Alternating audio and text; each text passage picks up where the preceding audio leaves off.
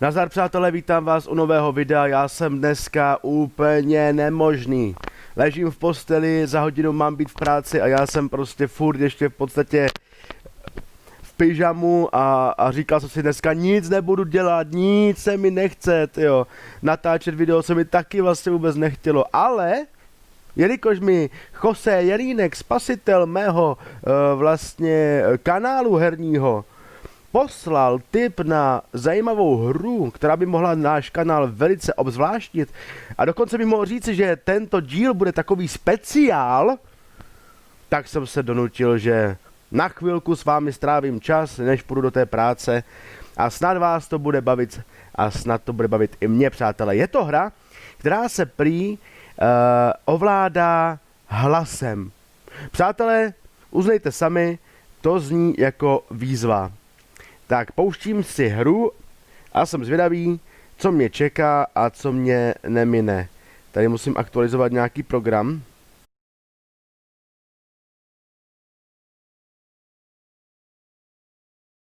A jsme tu, přátelé.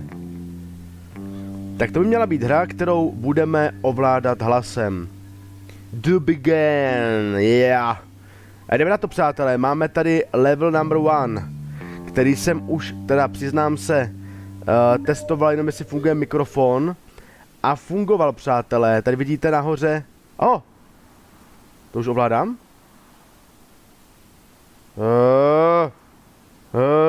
Aha, takže když dělám zvuk, tak jsou stříká. Foukám do toho balonu horký vzduch, takže stoupá. No já u té hry nemůžu mluvit, přátelé, jinak mi odfoukne balon někam úplně do dupy. Tak přátelé, jdu hrát poctivě.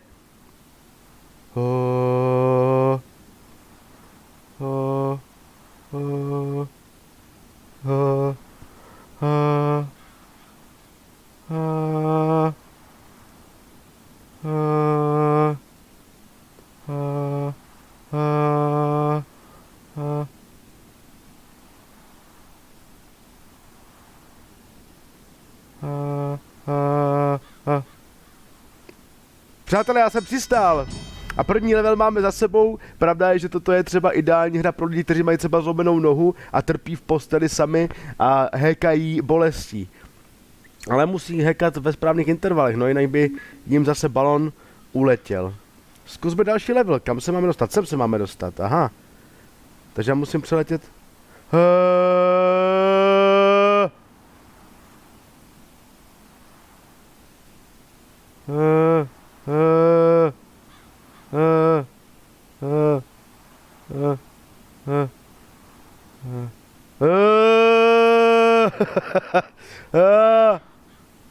Vrať se mi kousek. To jsem přetáhl totiž, kurník. To není zase tak jednoduché.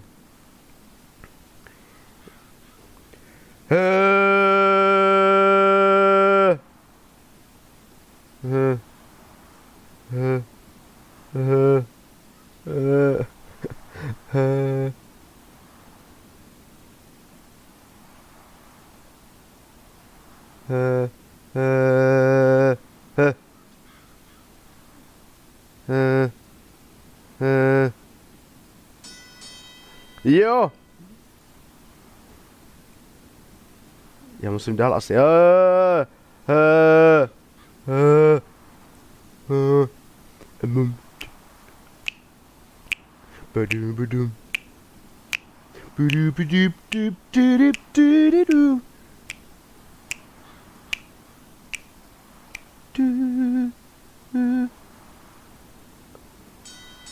přátelé, dal jsem to z písní na rtech.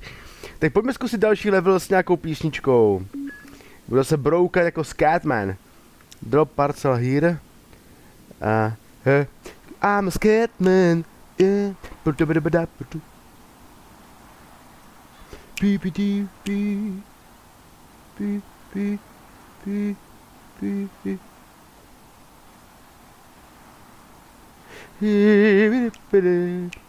Já s písničkou jdu jako ptáček.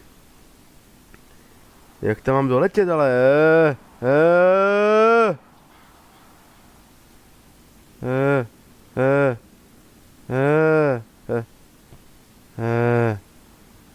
se musím nějak rozjet.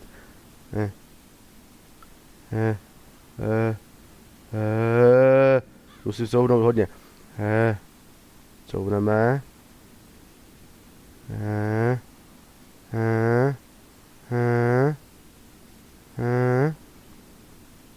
A jdem na to.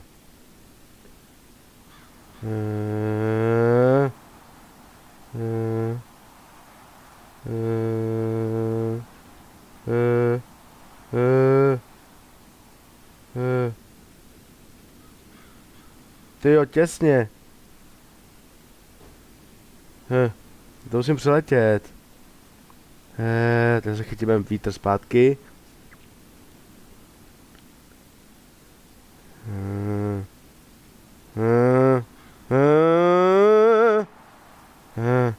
Tak zpátky se to. Tak to je těžký level. Přátelé, budu šeptat a budu udržovat balón v této výšce.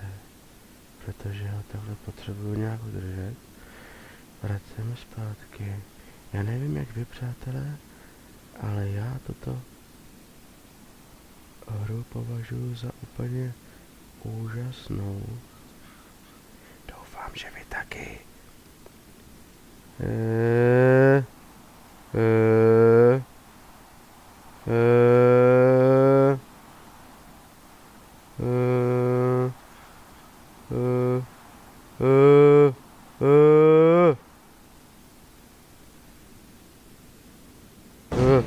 Ne, to jsem se lekl, ty brďo, doma jsem se lekl strašně. Kurníka, skoro jsem to měl.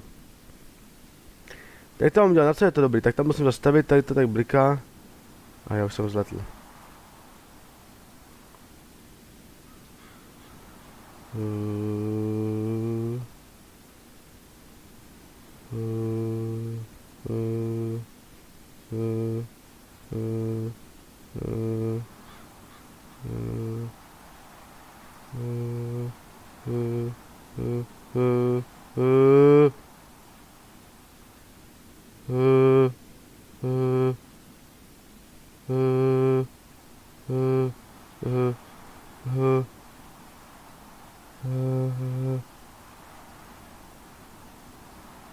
Jo, dal jsem to, přátelé. Ty brďo, ale musím mu to vypadat strašně vtipně asi, jak se člověk snaží fakt tím hlasem to ovládat. Přátelé, toto je vůbec ani špatná hra. Je to dobrá hra. Děkuji, Chosátko, opět si zachránil můj kanál. A moji náladu, to byl teprve druhý level, ne. Tak já jsem to trojku já jsem musel mezi přistát. A já jsem to tentokrát neudělal, já jsem pytel. Tak ještě jednou.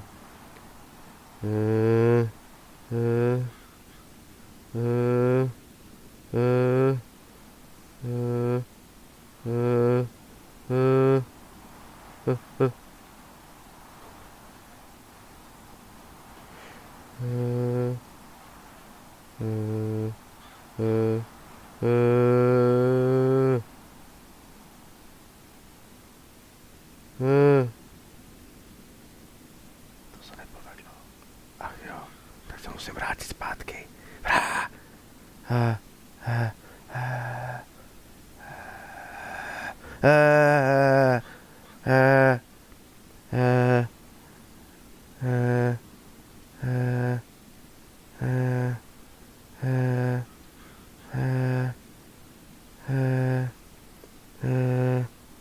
To je pomalé.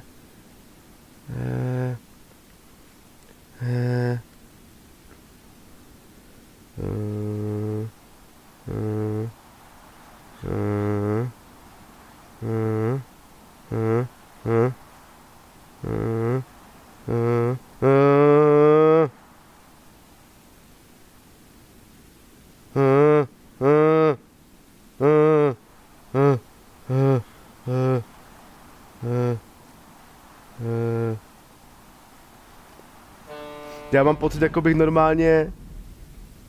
Počkej, jak to je ten Deliveret? Tak co mám dělat? Já jsem si totiž možná nepřečetl pravidla, já tam možná něco mám udělat. Kurník, Jose, poraď, napiš komentář, řekni mi, co tam mám dělat. Trošku u toho hýkání mám pocit, že natáčím film pro dospělé, přátelé. No nic, já myslím, že jako protest a pro takový začátek to stačí. Nyní jste se mohli podívat, jak vypadá taková hra, která se ovládá hlasem. A já si myslím, že toto bude třeba výborná hra na další setkáníčko s nějakým super človíčkem a že si tohle to můžeme zapařit společně. A Jose Jarinku, prosím tě, pokud toto video sleduješ, napiš mi dole do komentáře, co jsem udělal špatně, co jsem měl zmáčknout, co jsem měl aktivovat, abych tento level zvládl úspěšně. Díky moc, přátelé, mějte se krásně, dejte mi like, odběr a ať vás baví hraní, jaké pak s tím. Čau!